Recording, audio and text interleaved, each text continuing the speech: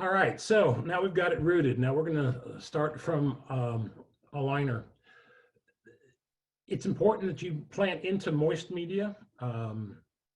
It, that root on a poinsettia is a tender thing, and it's the stress of getting it from the liner environment to your transplant line, through the line, in the box, in the truck, wherever, however that process is putting stress on that. Some mediums are easier to move water through into the finished medium. Oasis or other foams tend to dry out very quickly. The roots are in that foam, so as the plant transpires, it's drawing all the moisture out. You need to irrigate enough to where you get that, keep that oasis moist and enough roots to hydrate the plant until the roots can egress out into the medium.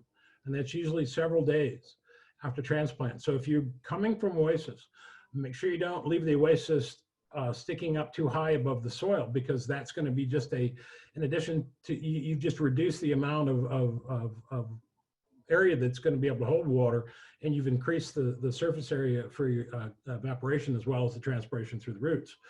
So it's very important for those first few days to get that plant established into the medium.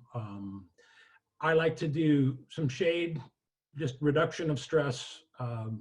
And again, kind of what we're talking about in propagation, frequent but lower irrigations, especially until they establish, and then you can start irrigating through.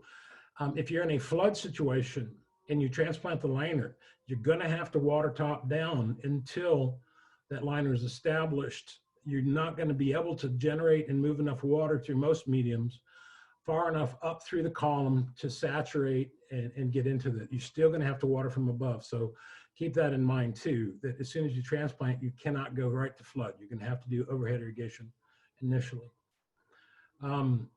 Again, let the humidity rise a little bit and keep your shade pulled until they get well established.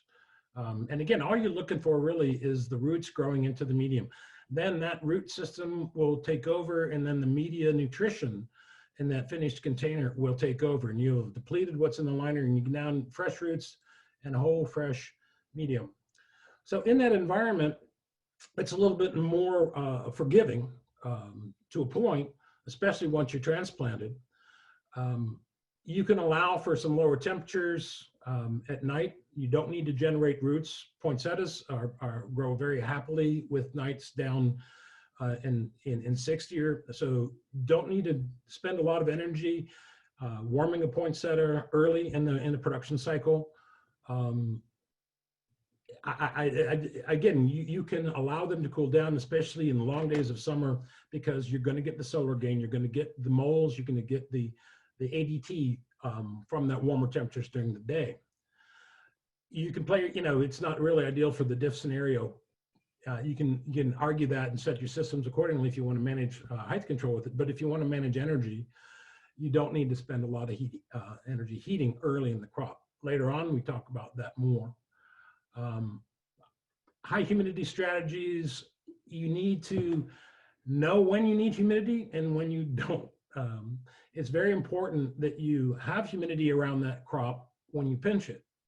So as soon as you pinch the plant, and we'll get into that before it's done, you're going to need that humidity. But once the plant's established, humidity is not your friend. Humidity slows transpiration. Humidity creates environments for pathogens, and in some cases helps some insects as well. So you want to make sure that you're not,